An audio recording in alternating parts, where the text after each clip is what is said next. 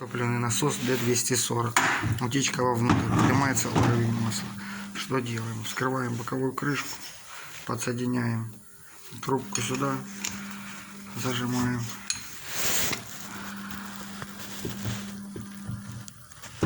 С этой стороны заглушку.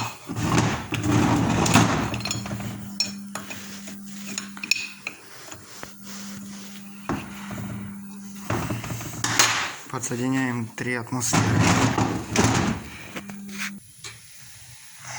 Накачали 3 атмосферы.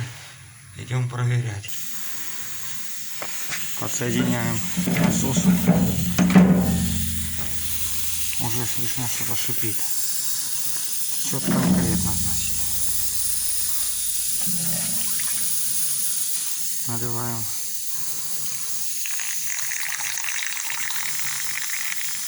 Угу.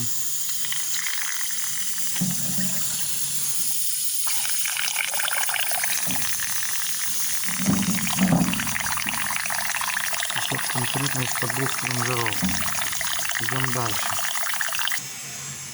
Так, первое, на что обратить внимание, может быть открученный штуцер. Откручиваем фиксатор.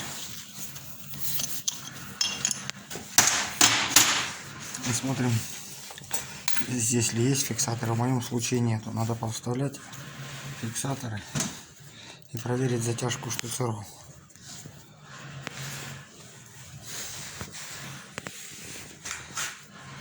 Проверяем. Этот немного попущенный. Пробуем затягивать.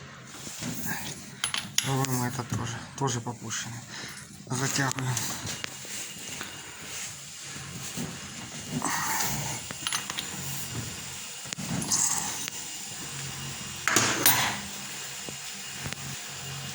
После того, как затянули, можно попробовать еще раз. Может быть, помогло. Если нет, тогда разбираем дальше.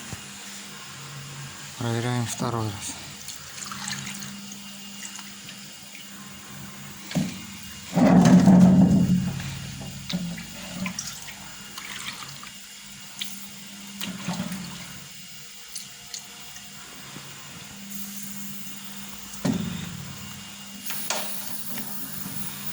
Как видим, все нормально, да?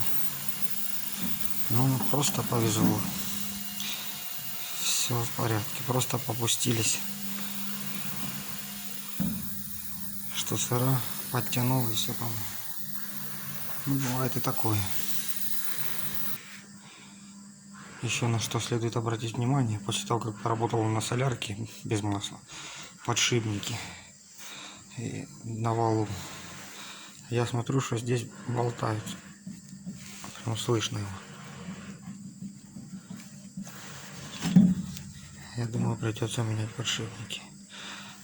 Так как захочет клиент.